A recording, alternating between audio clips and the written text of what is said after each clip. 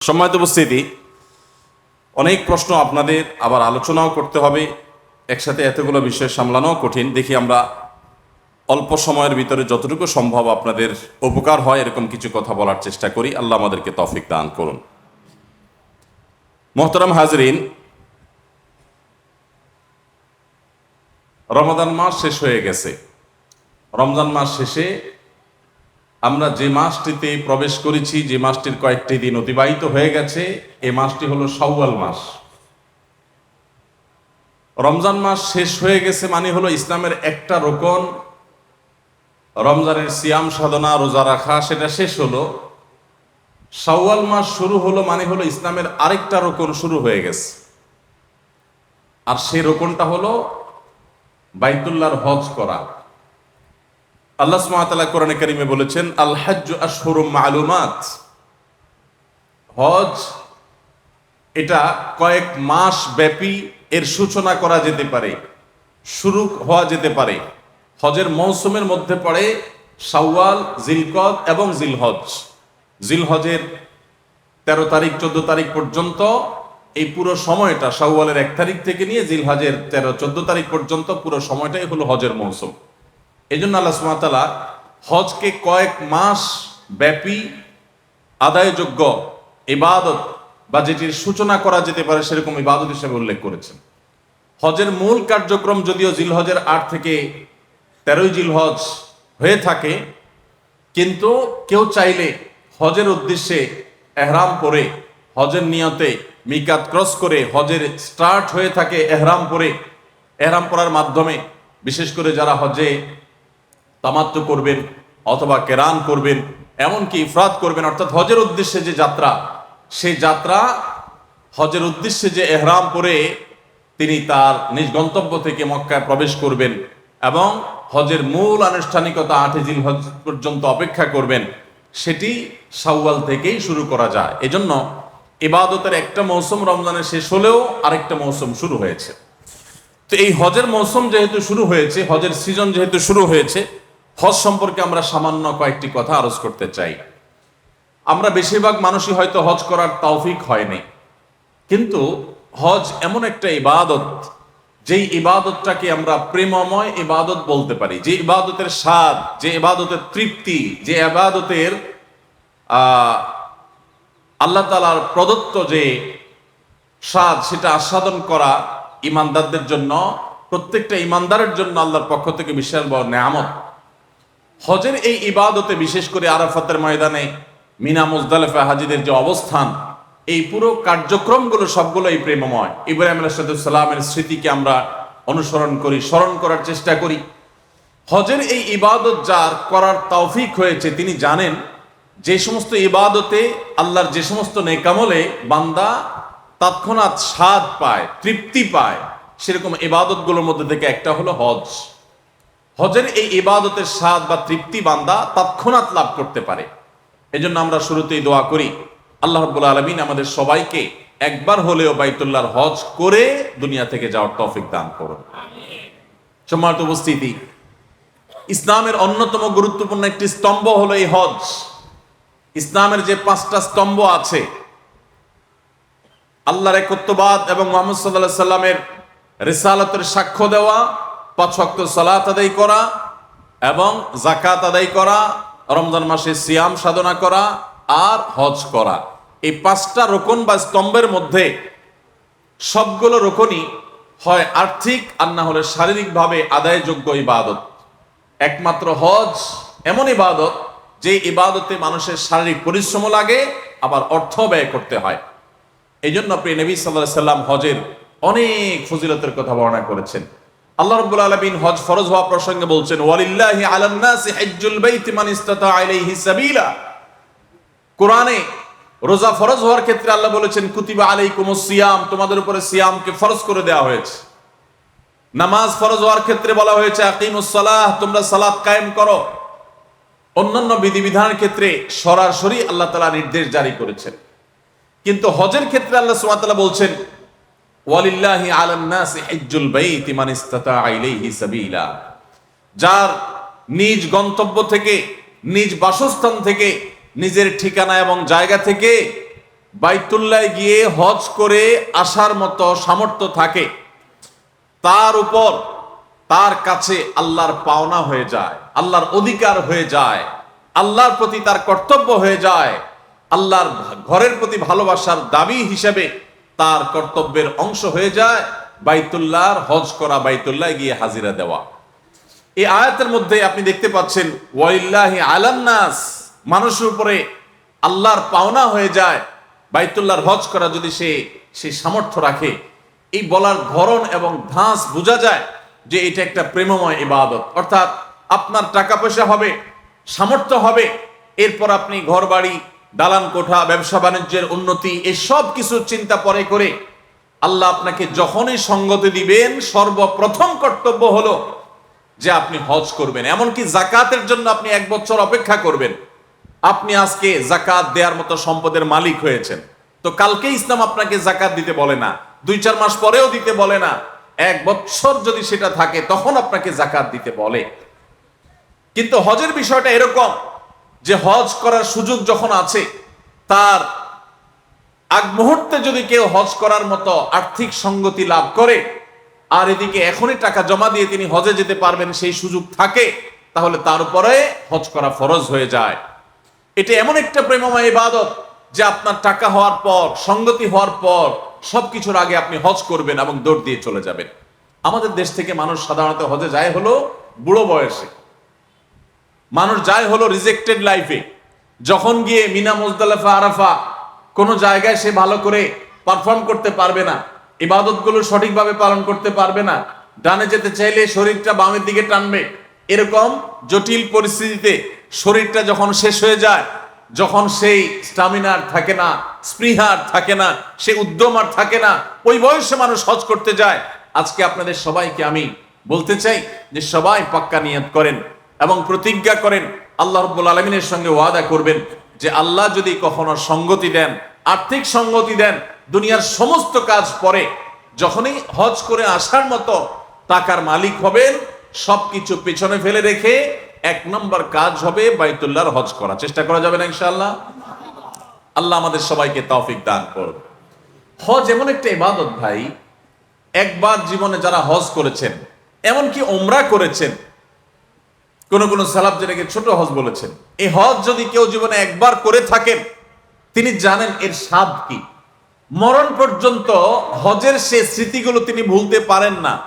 জীবনে বহু জায়গায় আপনি সফর করে থাকতে পারেন, অনেক দেশ আপনি ভ্রমণ করে থাকতে পারেন, কিন্তু হজের যে স্মৃতিগুলো, মিনা, মুজদালিফা, আরাফায় অবস্থান এবং জামারাতে পাথর নিক্ষেপ, বাইতুল্লাহ তাওয়াফ এবং অন্যান্য কর্মকাণ্ডগুলো, এগুলো যারা হাজী সাহেব তারা বলতে পারবেন, জীবনে কখনো সেই স্মৃতিগুলো তারা ভুলতে পারেন না। অন্তরে এমন ভাবে সিল পড়ে যায়, এমন ভাবে সেটা গেঁথে যায় যেটাকে মানুষ ভুলতে পারে না।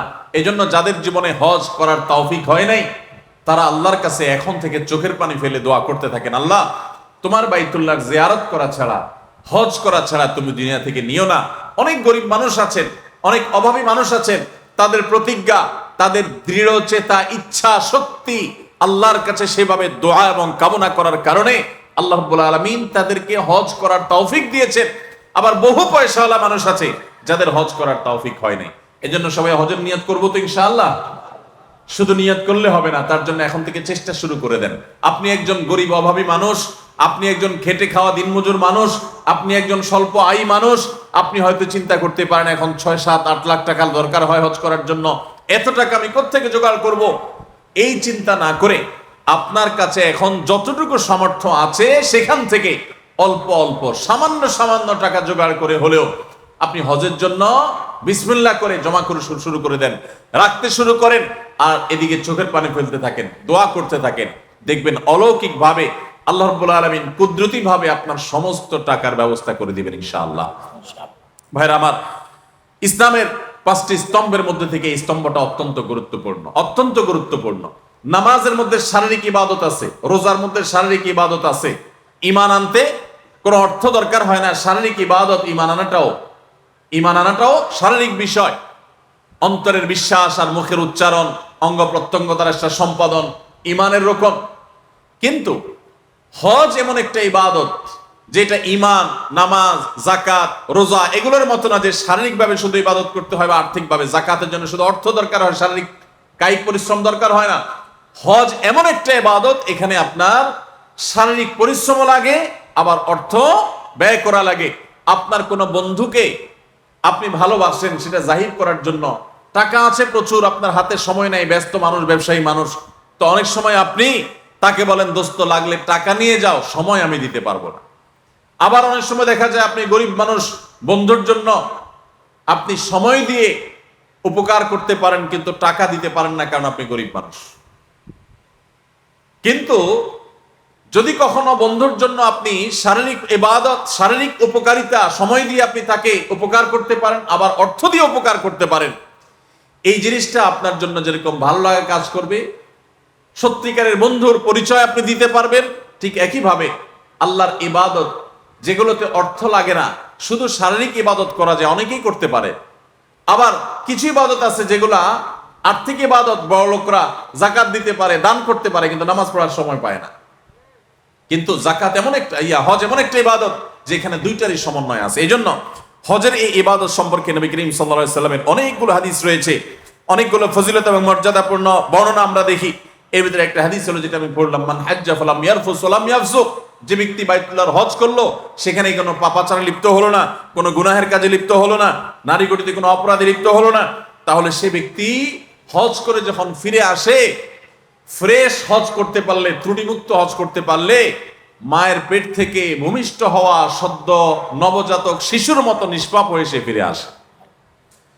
অন্য হাদিসে নবী সাল্লাল্লাহু আলাইহি ওয়াসাল্লাম বলেছেন, আল হাজ্জুল মাবরুর লাইসা লাহুল জাযাউ ইল্লাল জান্নাহ, একটি ভালো হজ, যে হজ ত্রুটিমুক্ত, যে হজ বিভিন্ন আমল দ্বারা পরিপূর্ণ, এরকম একটা হজের বিনিময় আল্লাহর কাছে জান্নাত ছাড়া আর কিছুই নয়। এর বিপরীতে ওমর রাদিয়াল্লাহু তাআলা আনহু একটি বর্ণনা রয়েছে, যদি কেউ হজ করার সামর্থ্য রাখে অথচ সে হজ করলো না, তাহলে সে ইহুদি হয়ে কিংবা খ্রিস্টান হয়ে কিংবা অন্য ধর্মাবলম্বী মানুষ হয়ে বেঈমান হয়ে মারা যায়, এতে আল্লাহ বা তার রাসূলের কিছু যায় আসে না। অত্যন্ত ভয়াবহ সতর্কবাণী। এজন্য ভাইরা আমার, আমাদের সমাজে অনেক মানুষ আছেন যাদের হজ ফরজ হয়ে গেছে, তারা হজকে বিলম্ব করেন। কেন বিলম্ব করেন? একসময় আমরা শুনতাম যে মেয়ে বিয়ে দেওয়া ছাড়া হজ করা যায় না, অথচ এগুলা ভিত্তিহীন কথা। আপনার হজ করার মতো সামর্থ্য হয়ে গেছে, বিয়ের উপযুক্ত মেয়ে আছে, হয়তো তার বিয়ে হয় নাই, আরো 2 বছর দেরি হবে, কখন হবে আল্লাহ ভালো জানে, আপনি তার জন্য অপেক্ষা করবেন না, দ্রুততার সাথে আপনি হজে চলে যাবেন। ঠিক একইভাবে অনেকে মনে করেন যে জোয়ান বয়সে হজ করা যায় না। কেন জোয়ান বয়সে হজ করা যায় না? কারণ জোয়ান বয়সে হজ করে ফেললে, এত সকাল আমরা ভালো হয়ে গেলে, হজ করে গেলে, অনেকে মনে করে হজ করে ফেললে আর আকাম কুকাম করা যায় না, খারাপ কাজ করা যায় না। তো আগে ভাগে হজ করে ফেললে ব্যবসা বাণিজ্য করতে গিয়ে, চাকরি বাকরি করতে গিয়ে ঘুষ, দুর্নীতি, 2 নম্বরী কাজ কেমনে করব? এই জন্য হজ বুড়া বয়সে করে, যে সমস্ত অপকর্ম করে শেষ করে, 2 নম্বরী কাজ সব করে শেষ করে, এরপরে বুড়া বয়সে যখন ফেরেশতা হওয়ার নিয়ত করব, তখন যায় মক্কা যায় একটা হজ করে আইসা একেবারে লম্বা দাড়ি, টুপি, রুমাল, জুব্বা লাগায়া, তাসবিহ হাতে নিয়ে মসজিদে বসে আমরা ফেরেশতা হয়ে যাব। এরকম অনেক মানুষ নিয়ত করে কি করে না? আমার প্রশ্ন হলো, হজ করলে আর অপকর্ম, খারাপ কাজ, আকাম কুকাম করা যাবে না, কে বলছে আপনাকে? কোথায় পাইছে? আমি তো কোথাও পাই নাই। কোরআন হাদিসে কোথাও লেখা নাই যে হজ করলে আর আকাম কুকাম করা যাবে না। অপকর্ম, খারাপ কাজ এগুলো হজ করলেও করা যাবে না, হজ না করলেও। অপকর্মের সাথে হজের কোনো সম্পর্ক নাই। হজ না করলে কি গুনাহের কাজ করা যাবে নাকি? সর্বাবস্থায় করা যাবে না। এই জন্য ভাই, শয়তান আমাদেরকে নানাভাবে আমাদের হজকে বিলম্বিত করে। যারা হজে গেছেন তারা জানেন, মক্কা মদিনায় শুধুমাত্র বাংলাদেশি আর কিছু ইন্ডিয়ান হাজি দেখা যায় যে তারা বুড়ো বয়সে হজ করতে গেছে। পৃথিবীর কোন দেশে এত বৃদ্ধ হাজি দেখা যায় না যত বৃদ্ধ হাজি দেখা যায় এই বাংলাদেশের। সারা পৃথিবীর মানুষদেরকে দেখবেন হজ করতে আসছে, তারা ইয়াং বয়সে হজ করতে আসে। আর বাংলাদেশে সবাই যায় কোন বয়সে? বুড়ো বয়স। সরকারি চাকরি করে ঘুষ, দুর্নীতি, চুরি, ডাকাতি সব শেষ করে এরপরে রিটায়ারমেন্টের পরে উনি যায় সেখান থেকে সিল মারায় ফেরেশতা হওয়ার জন্য। সারা জীবনের কালো টাকা সব সাদা করার জন্য যান। একবার না 50 বারও যদি হজ করেন, তো সারা জীবনের দুর্নীতি করে কামানো টাকার একটা টাকাও আল্লাহর কাছে হালাল হবে না, সাদা হবে এজন্য হজকে বিলম্ব করবেন না। নবী আলাইহিস সালাম বলেছেন, তোমরা বাদিরু ইলাল হজ, দ্রুততার সাথে হজ করে শেষ করো। ফাইন্নাহু লা ইয়াদরি আহাদুকুম মা ইয়ারিদুলাহ, কারণ তোমাদের কেউই জানে না তার জন্য কি অপেক্ষা করছে। হয়তো কোনো দুর্ঘটনা, হয়তো কোনো অ্যাক্সিডেন্টের কারণে তিনি আর হজ করতে পারবেন না। এজন্য হজ বিলম্ব করার কোনো সুযোগ নাই। আল্লাহ তাআলা আমাদের সবাইকে বাইতুল্লাহর হজ করার তৌফিক দান করুন। ভাইরা আমার, হজ কার উপরে ফরজ হয়? হজ ফরজ হয় ওই ব্যক্তির উপরে যাকে আল্লাহ রাব্বুল আলামিন হজের মৌসুমে হজ করে আসার মতো, হজ করে ফিরে আসার মতো আর্থিক সঙ্গতি দিয়েছেন। তিনি প্রাপ্তবয়স্ক মুসলমান পুরুষ, আর নারী হলে তিনি তার আসা এবং পাশাপাশি তার সাথে একজন মাহারামকে নিয়ে যাওয়া, নিয়ে আসার মতো টাকার মালিক হলে। এখনকার বাজার দর অনুযায়ী হজের যে খরচ, সেটা অনুযায়ী আমরা বলতে পারি যে 6.5 লাখ 7 লাখ টাকা হলেই হজ ফরজ হয়ে যায়। মহিলাদের হজ ফরজ হওয়ার জন্য মাহরাম সাথে নিতে হয়, এই জন্য তার হবে ডাবল টাকা হলে তখন, অর্থাৎ 7 দুগুণে 14 লাখ হলে তখন তার উপরে হজ ফরজ হবে। কিন্তু এখানে একটা সূক্ষ্ম বিষয় আছে, সেটা হলো আজ থেকে ধরেন 10 বছর 15 বছর আগে যখন 2.5 লাখ 3 লাখ 4 লাখ টাকায়ও হজ করা যেত, বা আরো কম টাকা হজ করা যেত এক সময়, ওই সময় আপনার কাছে সেরকম টাকা আসছে কিন্তু আপনি করেন নাই, করছি বলে পিছাইছেন, এখন 7-8 লাখ টাকা হয়ে গেছে, তাইলে হজ মাফ নাই, হজ ফরজ হয়ে গেছে। তখন সামর্থ্য ছিল, আপনি করেন নাই, বিলম্ব করেছেন, অতএব এখন আপনাকে সেটা করতে হবে। এই যে বিলম্ব করেছেন এর জন্য আপনি গুনাহগার হবেন এবং আপনাকে যে কোনো মূল্যে এখন হজ করতে হবে। আর যদি কেউ ঋণগ্রস্ত থাকেন, তাহলে তার যেই টাকা তার কাছে আছে, ঋণটা যদি হয় নগদ আদায়যোগ্য ঋণ, এমন ঋণ না যেটা দীর্ঘমেয়াদে পরিশোধযোগ্য, যেমন মোহরের টাকা ঋণ আছেন স্ত্রীর কাছে, অথবা কিস্তিতে কোনো কিছু নিয়েছেন মাসে মাসে দিচ্ছেন, এটা দীর্ঘমেয়াদে আদায়যোগ্য বিষয়, এরকম না। বরং আপনার কারোর কাছে ধার দেনা আছে যেটা এখনই দেওয়া কর্তব্য, দেওয়া উচিত, এদিকে আপনার কাছে টাকা আছে, তাহলে যে টাকা আছে এটা দিয়ে দেনা শোধ করার পর যদি টাকা থাকে হজ করার মতো তাহলে ফরজ, আর না থাকলে তখন ফরজ না। আমার দেশে অনেকে আবার হজ করে, উমরা করে, কিন্তু ফরজ ধার দেনা দেওয়ার খবর রাখে না। আল্লাহ তাআলা আমাদেরকে ইসলামকে সঠিকভাবে বুঝা এবং মানার তৌফিক দান করুন। ভাইরা আমার, হজের এই ইবাদতের ফজিলত এবং মর্যাদা নিয়ে অনেক কথাই বলা যায়, কিন্তু আমাদের হাতে খুবই সময় কম। শুধুমাত্র আমরা এটুকু আরজ করলাম যে ইসলামের এই গুরুত্বপূর্ণ রোকন, এই স্তম্ভ, এটা জীবনে একবার হলো আদায় করবেন। আর যাদের তৌফিক আছে তারা বারবার এই হজের ইবাদতটি, এই হজের কাজটি সম্পাদন করবেন। আল্লাহ আমাদের সবাইকে বাইতুল্লাহর হজ একবার নয় বারবার করে দুনিয়া থেকে যাওয়ার তৌফিক নসিব করুন। সবাই চেষ্টা করবো তো ইনশাআল্লাহ, সবাই নিয়ত করবো তো ইনশাআল্লাহ। অনেকে আছেন নিজের টাকা পয়সা হওয়ার পর তিনি হজ করার জন্য অপেক্ষা করেন। কিসের জন্য অপেক্ষা? যে বাবারে আগে হজ করাবো, মাকে আগে হজ করাবো, তারপর আমি নিজে হজ করব। তো এই যে মা বা বাবাকে হজ করায় তারপর নিজে হজ করব, এটা হলো একটা ভুল চিন্তা। কারণ হজের সাথে বাবা মাকে হজ, নিজের হজের সাথে বাবা মাকে হজ করানোর কোনো সম্পর্ক নাই। আমাদের দেশে মানুষ অনেকে মনে করেন যে আমি যদি হজ করে ফেলি তাহলে বাবা মা মনে কষ্ট পাবে। অনেক মুরব্বীরা আছেন যে তারা আসলেই মনে কষ্ট পান, মনে করেন যে ছেলেটা বেয়াদব, যে সে আমাকে হজ না করাইয়া তার মাকে হজ না করাইয়া নিজে হজ করতে গেছে। এটা আমাদের কুসংস্কারাচ্ছন্ন বিশ্বাস, ভুল ধারণা। আপনার হজের সাথে আপনার বাবা মায়ের হজের কোনো সম্পর্ক নাই যে বাবা মাকে আগে হজ করাইতে হবে, কোনো জরুরি না। হজ এটা একটা এমন ইবাদত যেটার সাথে অর্থের সম্পর্ক। বাবা মার অর্থ করি নাই, তাদের হজ করার মতো টাকা পয়সা নাই, সামর্থ্য নাই, তাহলে তাদের উপর হজ ফরজ না। আপনার টাকা হয়েছে, আপনার উপরে ফরজ হয়ে গেছে। এখন আপনি যদি বাবা মাকে করান, নফল হবে সেটা আপনার জন্য এবং তার জন্য, কিন্তু আপনারটা করা ফরজ। ফরজ বাদ দিয়ে নফল করলে তাতে সওয়াবের পরিবর্তে গুনাহ হওয়ার আশঙ্কা আছে। মুরব্বীরা যারা ভুল বুঝেন, ছেলেদের উপরে মনে কষ্ট পান, অযথাই তাদেরকে বদদোয়া করেন এবং তাদেরকে এটা নিয়ে চাপে রাখেন যে বাবা মা বাবারে হজ না করে তুমি কি বাবা আগে হজ করো, এগুলো আপনাদের ভুল। সন্তানের টাকা হয়ে গেছে, সে হজ করতে যাবে। হ্যাঁ, যদি আল্লাহ তাকে এত বেশি টাকা দেয় যে সে নিজেও হজ করতে পারে, বাবা মাকেও সাথে নিতে পারে, তাহলে তো সোনার উপর সোহাগা, খুবই ভালো কথা, সেটা অনেক উত্তম কাজ। কিন্তু মাত্র একজন টাকা হজ করার মতো টাকা ছেলের কাছে হয়েছে, তাহলে এখন ছেলের উপরে হজ ফরজ, বাবা মা নয়, বরং তিনি নিজের হজ করবেন এবং বাবা মার জন্য দোয়া করবেন, চেষ্টা করবেন পরবর্তীতে তাদেরকে নেওয়ার। আল্লাহ তাআলা আমাদের সবাইকে বাইতুল্লাহর হজ এটাকে সঠিকভাবে যথাযথভাবে আদায় করার তৌফিক দান করুন। যারা হজে যাচ্ছেন বা যাবেন, আপনাদের প্রতি আমার একটা অনুরোধ, সেটা হলো হজে যাওয়ার আগে পর্যাপ্ত প্রশিক্ষণ নেবেন, পড়াশোনা করবেন, হজ সম্পর্কে ভালো করে জ্ঞান অর্জন করবেন, তারপরে হজের যাত্রা শুরু করবেন।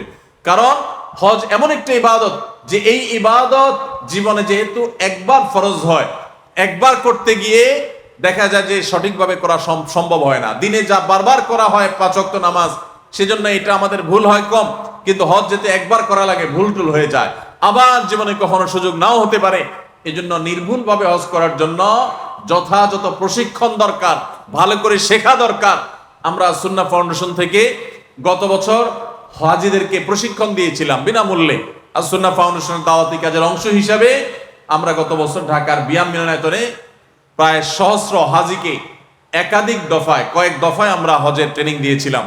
এই বছর আমরা চিন্তা ভাবনা করছি চট্টগ্রাম বিভাগের মানুষদের সুবিধার্থে, তাদের অনেকের জন্য ঢাকায় গিয়ে ট্রেনিং নেওয়া কঠিন, তো চট্টগ্রামে কোনো একটা জায়গা যদি সম্ভব হয়, আমরা আল্লাহর ঘরের মেহমানদেরকে কিভাবে তারা হজ সম্পাদন করবেন সেটা আমরা ট্রেনিং দিতে চাই, যদি আল্লাহ তৌফিক দান করেন।